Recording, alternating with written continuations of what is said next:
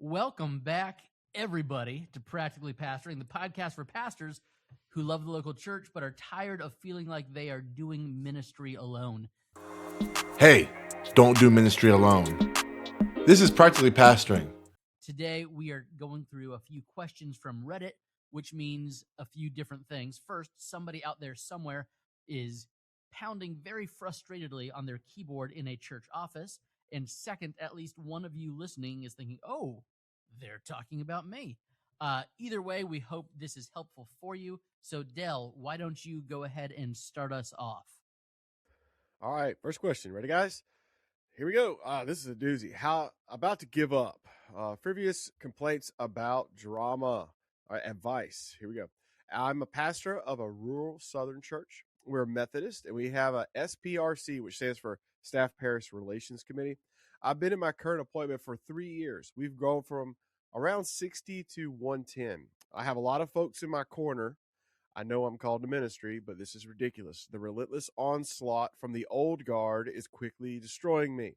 I have a SPRC meeting tomorrow to address the following pastoral complaints. You ready? Here we go. Everything he does is for the young people. Complaint number 1. He said, I literally started a senior ministry in August. He doesn't visit me. He says, I have never missed an important hospital visit. The specific complaint had a routine endoscopy. A complaint I only got called instead of going with me. That would be a weird thing to go with someone with. Third thing, too many activities in class, not enough Bible studies. Every Bible study I've ever hosted is like 8 to 10 people. Someone filed a SPRC complaint because I missed an event in September because I had an emergency surgery. Someone also filed another complaint that I wouldn't let them store church stuff in the parsonage basement. And lastly, after getting a full SPRC approval, someone filed a complaint with the SPRC because I was on family medical leave in December with the birth of our child. So the church is almost doubled in size, and we have a ton of people on mission. But what do you do when the old guard is just making you miserable? Part of me wants to throw away the hat because it's never ending, but I don't want to give up too soon. Any chance the culture will change? Man, brother, this is a tough one. This is one of the, I would say, so up where I am, there's a lot of Methodist churches, and every Methodist pastor I know has some kind of similar-ish complaint. I'm not saying anything bad about the Methodist church. What I am saying is that a lot of these older churches that are from a high church, kind of more hierarchical background, have a lot of systems in place that, in my view as an outsider, this is the shadow side of it. It becomes this like machine that is bent on pitting the congregation kind of against the pastor. So I've been in churches where there's this attitude of like the church, there's committees that exist to sort of protect the church from the pastor. And that sounds a little bit like what you're dealing with here. And then also I would be interested to know how long the pastor before you was there. If it's a Methodist church, maybe not very long, but it sounds like your congregation, especially what you're calling the old guard, is very used to kind of being coddled and being like over cared for, if that's really even a word. The expectations that they have for what the pastor does seem unreasonable to me based on this. I'm sure there's a second side of the story. But what I would just tell you is you got to just, the old saying of move with the movers. You need to have a clear vision of what your church is about. You need to have a clear vision for evangelism and reaching people, because that's why we exist, to make disciples. And this is in Andrew's favorite line. This is a discipleship issue. This is a group of people who seem to think that you work for them in an unhealthy way. There is a sense in which you do work for them. Your job is to care for them and to grow them, but you don't need to be showing up at routine doctor's appointments. So I would just say, as an encouragement, first of all, you're right. You're not crazy. This does sound kind of nuts that this is the expectations on you. But then as a step to move forward, obviously I would encourage you to find some other pastors who you can connect with and talk to. You can't do this alone for very long. You're going to burn yourself out. And then secondly, I just think I would encourage you to stay the course with having a clear vision. I would cut down as much of the bureaucracy as I could. I know in a Methodist church, there's a lot of committees. So I don't know how that exactly works, but I would just encourage you to simplify as much as you can and be very clear on what your vision is, and then trust the Lord that the growth that you're seeing and the discipleship that's happening is going to start to change the hearts of the people around you. Yeah, it sounds to me like a little bit they want more of a chaplain. Yeah, that's a than good way to put it. pastor. They want someone, and that might have been bent on the leadership before you, because sometimes chaplains, they love hanging out at hospitals. They love getting in your. When you said that they want someone to come with them to an endoscopy, bro, that's not like we're having chemo. That's my mother worked in endoscopy for 40 years. No one I know ever wants of someone pastor to visit them That's in their wild. endoscopy.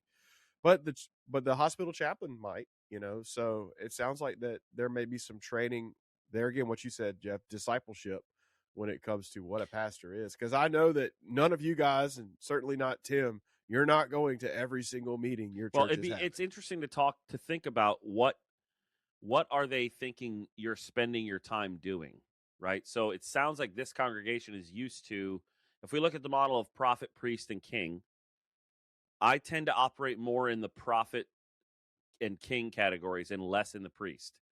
Yeah, You don't that's say. just my gifting. So my congregation is used to that. But I can see a situation in which a congregation has a much more priestly person who is all about like doing this kind of stuff.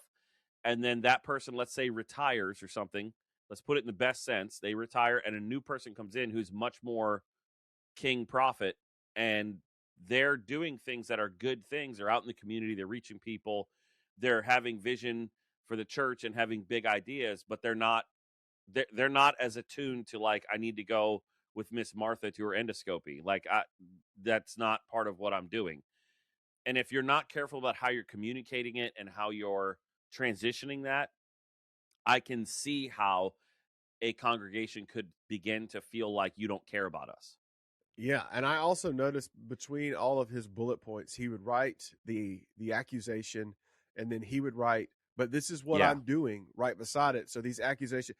So a lot of times that tells me that the problem's not the problem when there's a million different problems and they're not connected like on the surface level because you have a legitimate answer. So, and it could be a communication problem. It could be people don't know.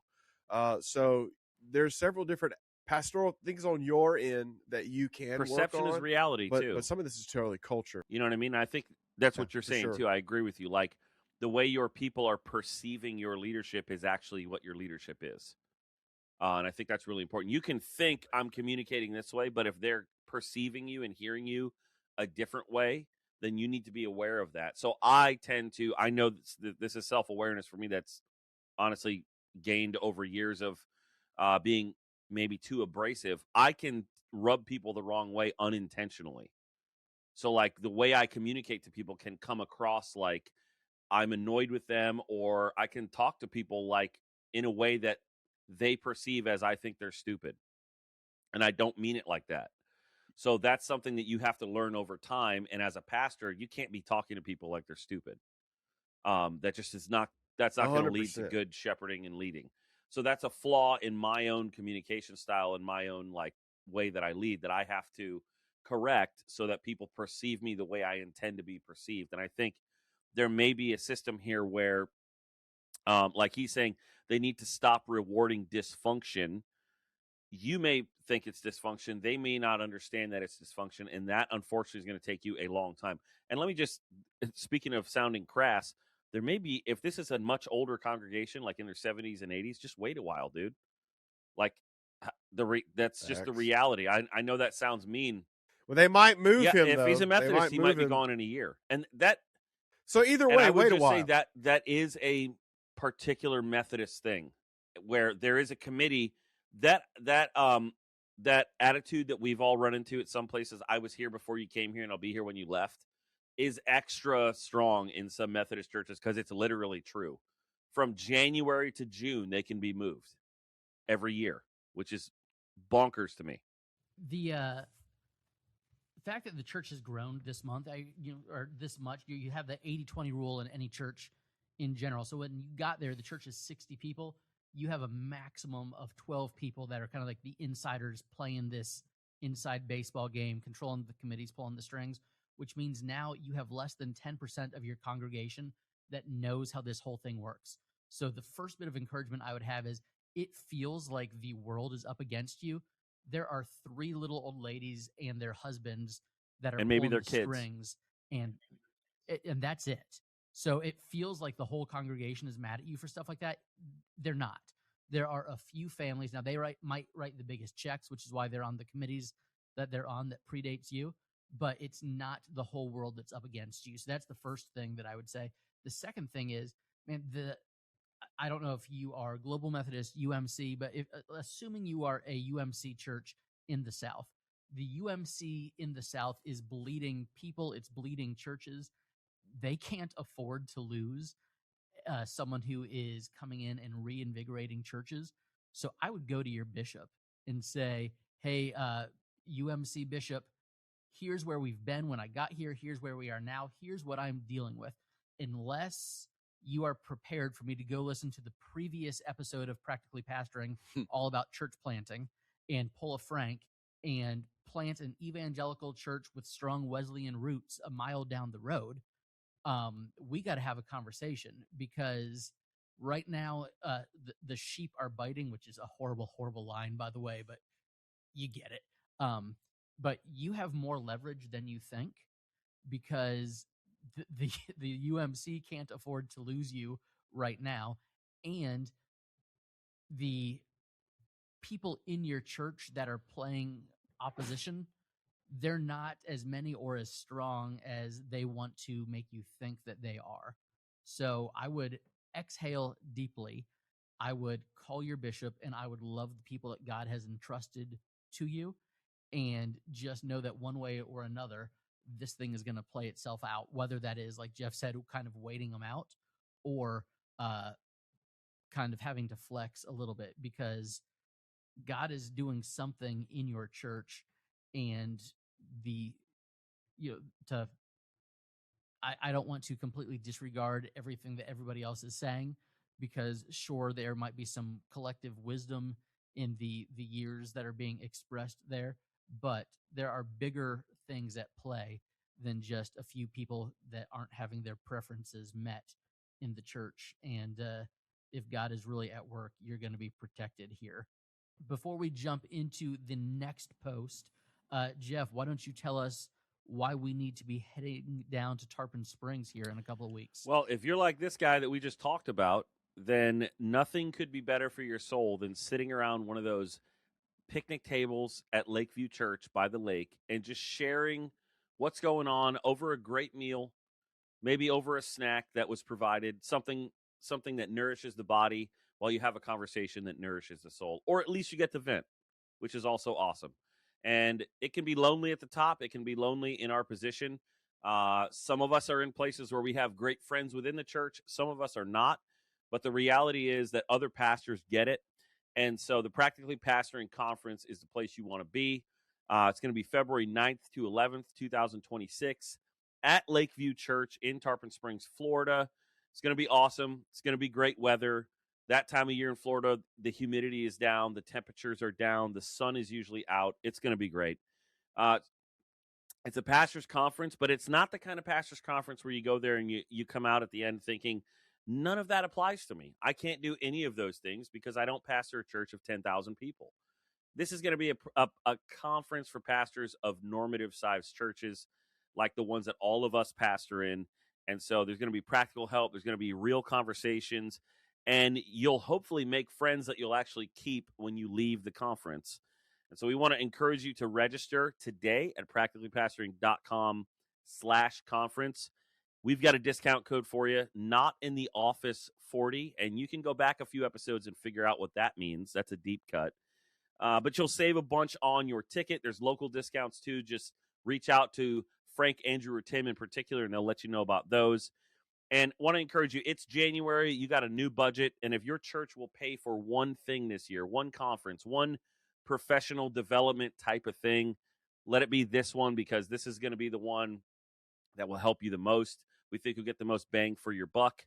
And so we want to encourage you, practicallypastoring.com/conference. All right, Tim, tell us how we can get merch that doesn't look like it was designed by a youth group member in 2005. Here's the deal. Your church deserves merch people actually want to wear or want to drink out of.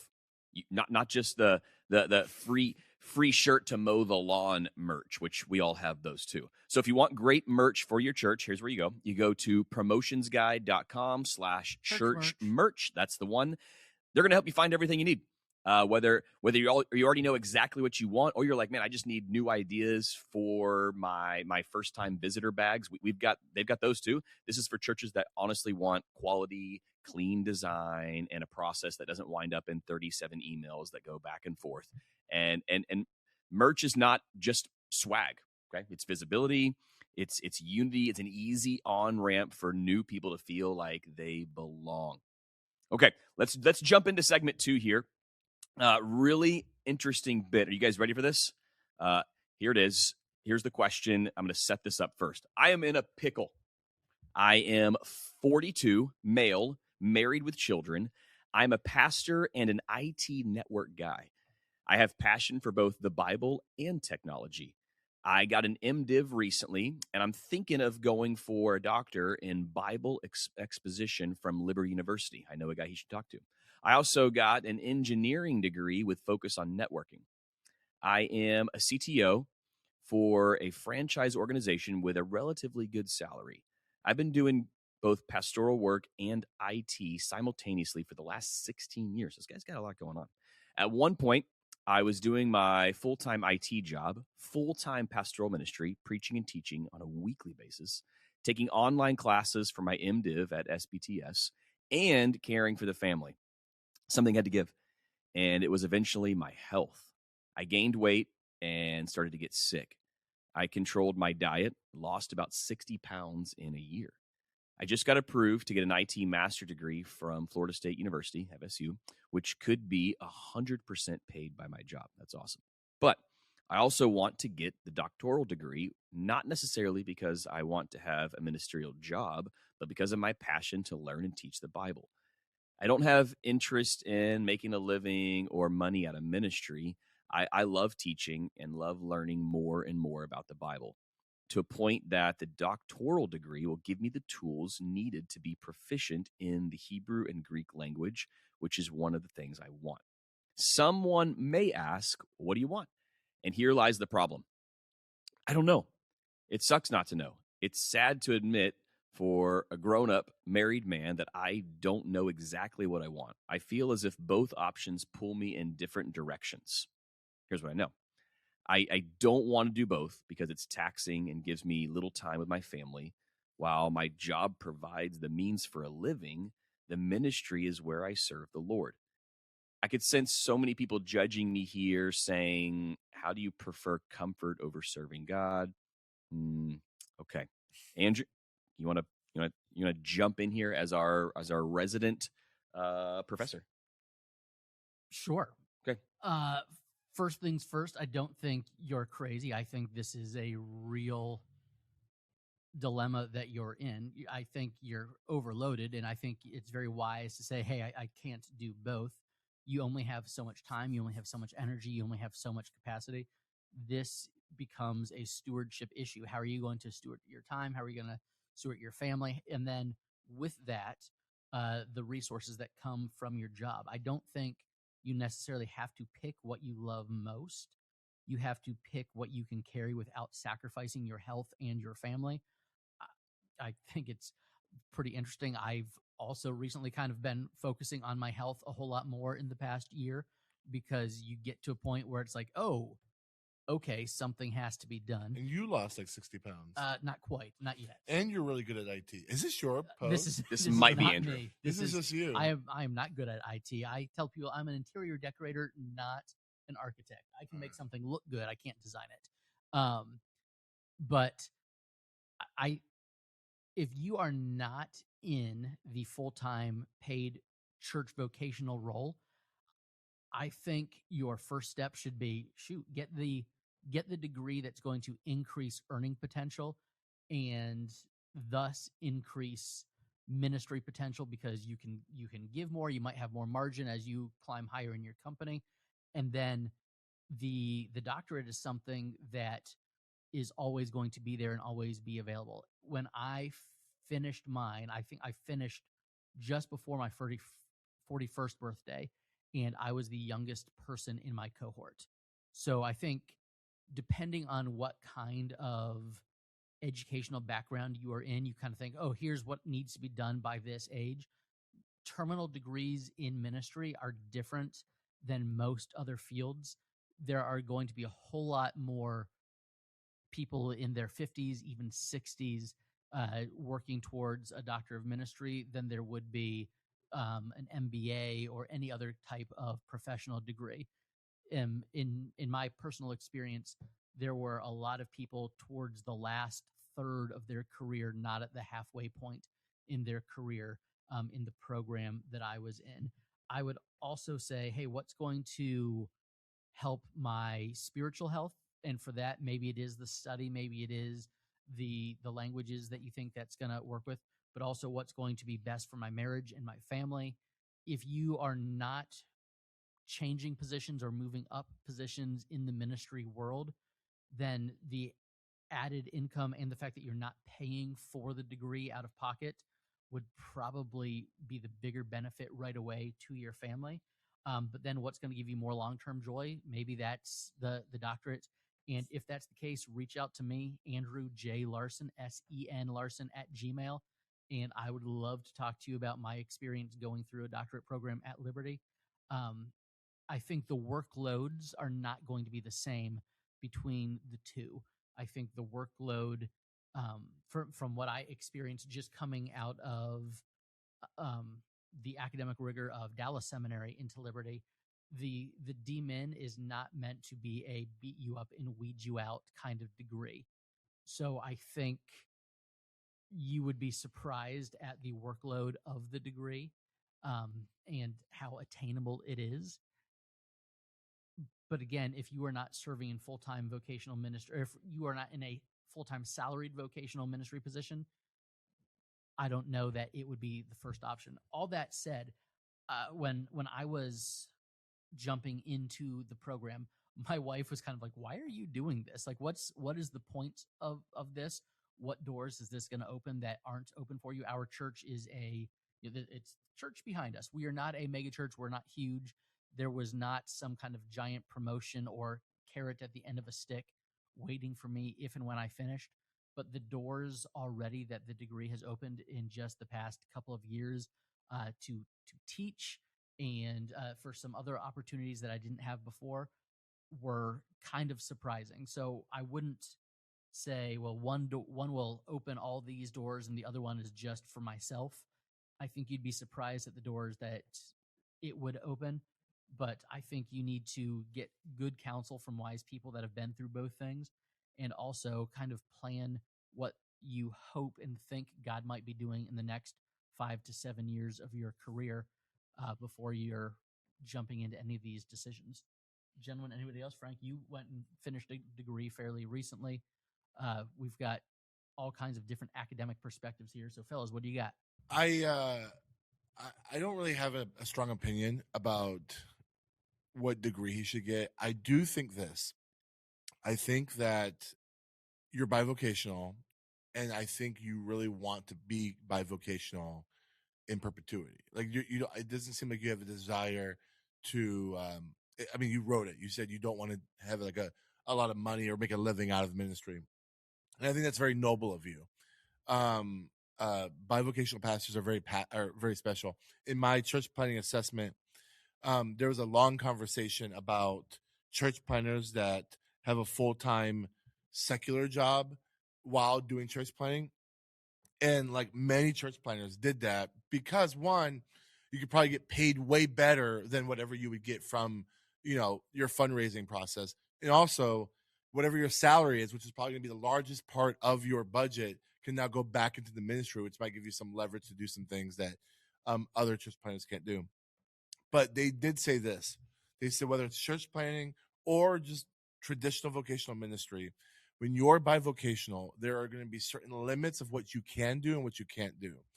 And your option here is to either, depending on how big your church is, staff around you where you can't do certain things, or simply accept the fact that like you're going to be limited in your ministry because you have a full-time job doing IT. You're a CTO, so you're like high up in this organization doing IT stuff. And you also want to go back to school. I honestly would encourage you, like Andrew said, from a financial standpoint, to do the master's degree, because that's going to help your family more long term with it financially. And like, hear me say this, because there's so many people these days who are so anti-academia, so anti-education. I am for academia and for education, and I think like it's great. And like, I would absolutely encourage you, if you're interested in getting a doctorate, come talk to the guy who not only got a doctorate from Liberty, but also is in the school teaching online classes for Liberty. I believe everyone here is very for academia. But if your desire is simply just to become more knowledgeable in the languages and in Bible, and because you just enjoy learning that kind of stuff, we live in the greatest time in human history to not have to pay for school to learn this stuff. YouTube University is free. Wow.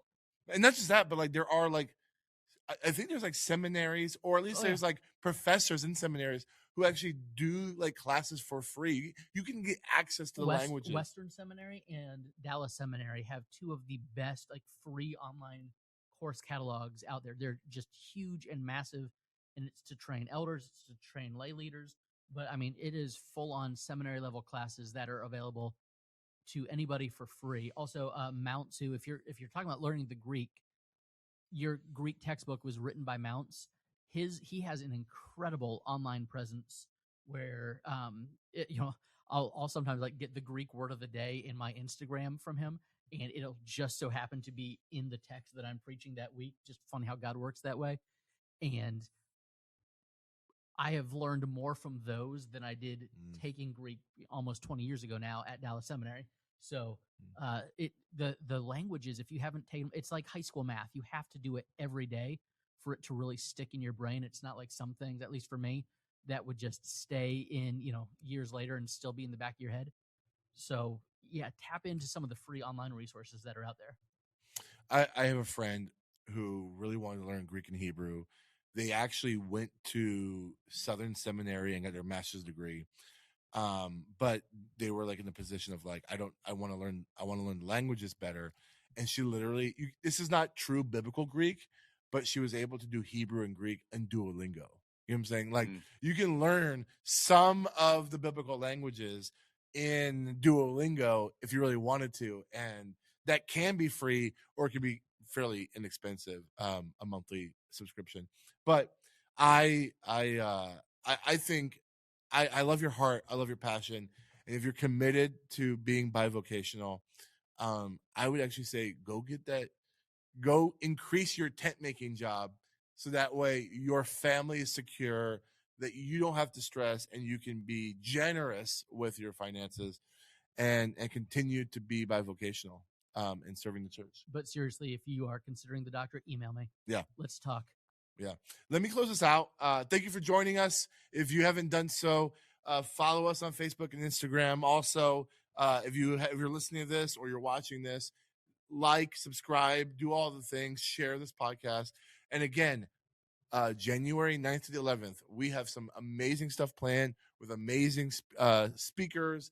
It's going to be great. Go to practicallypastoring.com/conference. We want to see you there. February. Reach out to us if you want a promo code.